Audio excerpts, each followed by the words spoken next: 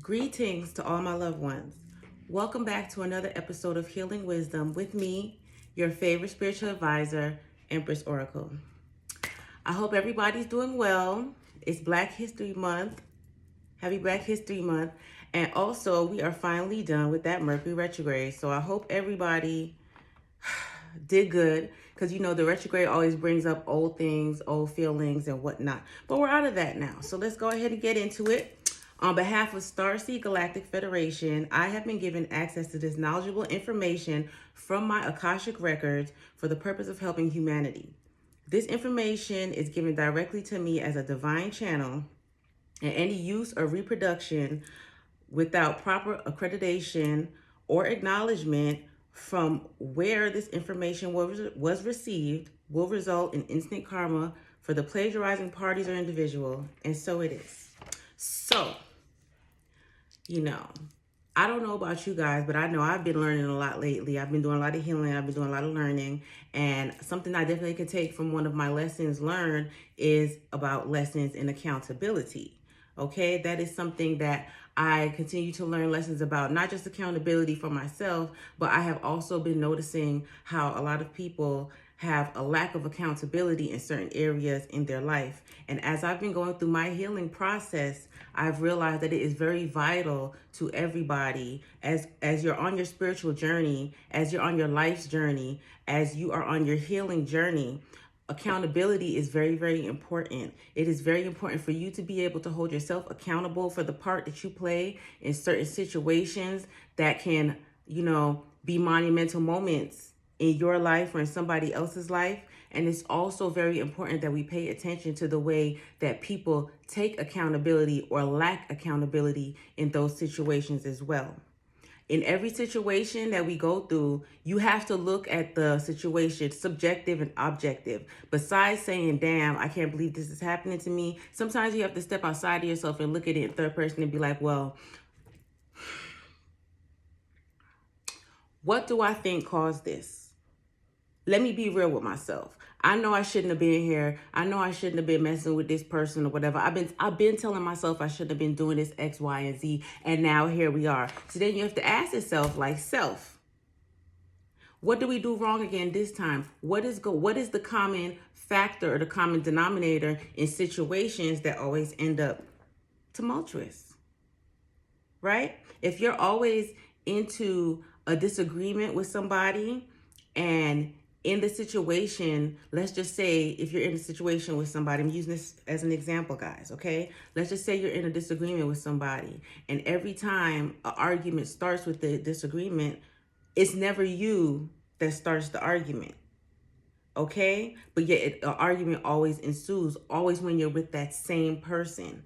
You need to step outside that situation and see what are the antagonizing events that's always causing the argument. Is it us?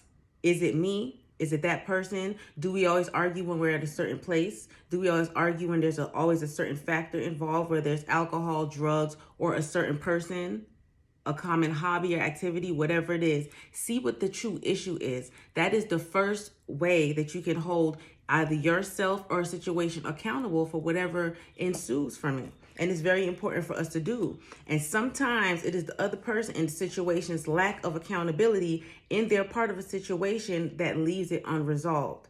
And at times like that, you can't try to beat a dead horse. If you're in a situation and you realize that, okay, it's not me, I've tried to control the factors that I can, or I've done my part to ensure that we don't have issues, and that other person is always the instigator in the situation, and they don't want to realize the part they play, even if in a situation it's blatantly obvious that they're the one at fault, but they just can't take that accountability. They would just rather argue and debate and keep going round and round in circles. At some point, somebody has to say enough of this, and somebody has to just say, draw a line, this is enough. And you have to realize that sometimes the other person will choose not to be that person, not to be that bigger person, not to take that accountability, because accountability takes a lot. It takes a lot of energy to be accountable for your actions, especially if they don't turn out the way that you wanted them to. Think about that. Accountability is a crucial step in the forgiveness process, especially in the process of forgiving yourself. And that's something that a lot of people have a hard time dealing with as well. A lot of times we love to say, woe is me, why did this happen to me? And we always try to look at outside sources as to the error of our ways or the cause of our woes. And sometimes you have to realize that you are the common denominator in the situations that don't go right. And you have to realize, what part is it that I'm playing? Sometimes you have to backtrack, just like when you lose your keys and you have to backtrack your steps and go over what you did and try to think about the last time you saw your keys. Sometimes you have to do that with yourself. And if you are unable to take that dominant role in accountability for yourself in order to forgive yourself of whatever may have gone wrong, you'll always be stuck. You'll always be in a cycle mentally. You'll always have inner turmoil going on, and that will always hold you back, because the first step in healing is forgiving yourself. You have to forgive yourself. Avoidance of accountability or attempted suppression only accentuates the problem or makes it worse.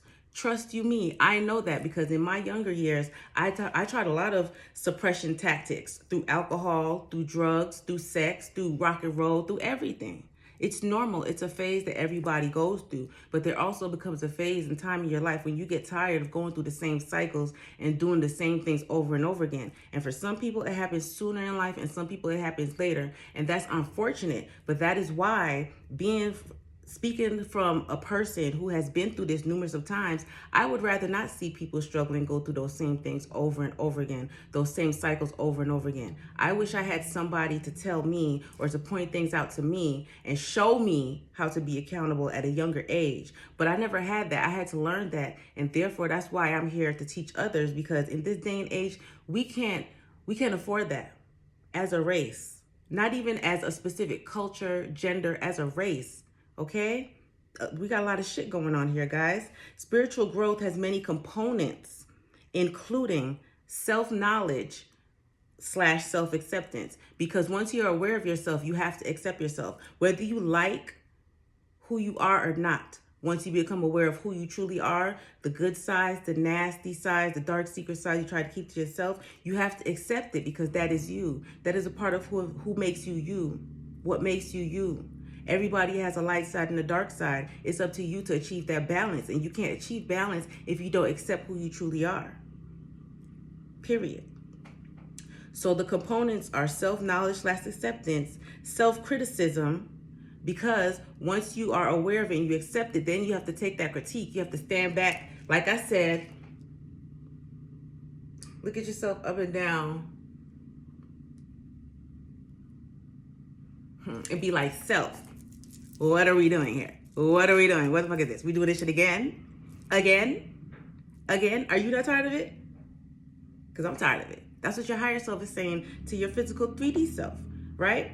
Okay, so once you have that self-criticism and you're honest with yourself in your self-critique, being honest in the areas that need to be worked on so that you can work on them and you can be your best self, because nobody's expected to be perfect right here, right now, right? But we're always supposed to work towards being a better person, right? And then from there comes self-sacrifice, because you have to be willing to make the sacrifices for the changes that you want. You can't expect different or better and be doing the same things.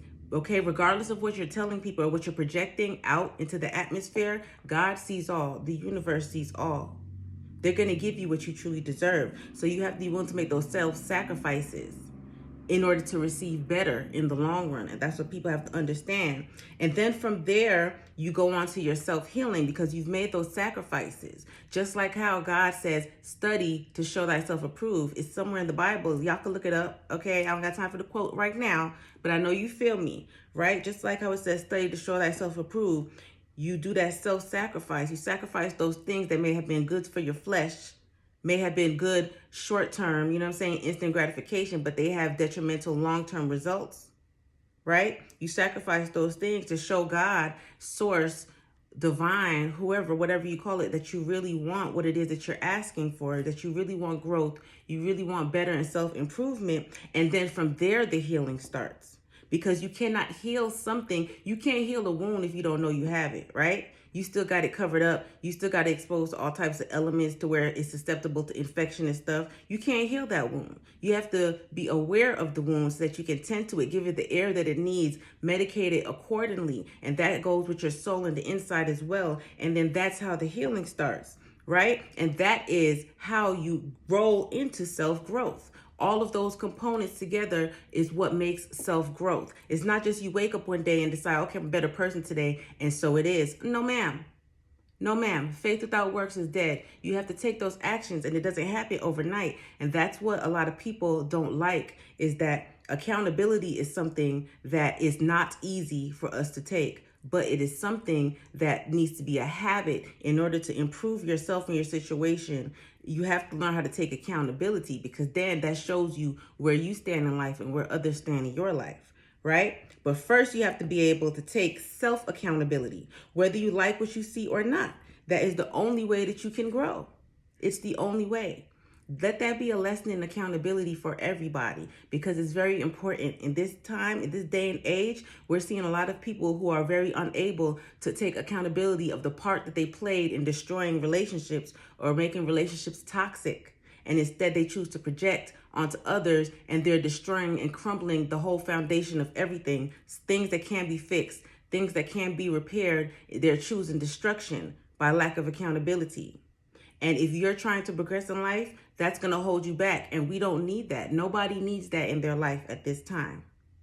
So chew on that bit of information. Have a wonderful, beautiful, blessed day, everybody. I love you all. And I hope that this message reaches you from a place of love, light, and benevolence, because I mean it from the heart. I love you all, and I care about you all, and I want the best for everybody in the world. And never forget, there is enough out here for everybody to eat.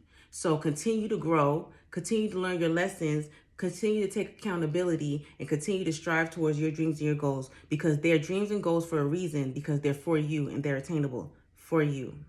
Be safe, and also check out my Etsy boutique, where I have lovely spiritual items for every walk of your spiritual journey. My Etsy boutique is called Empress Oracle Shop. Be safe, be blessed. I love you all.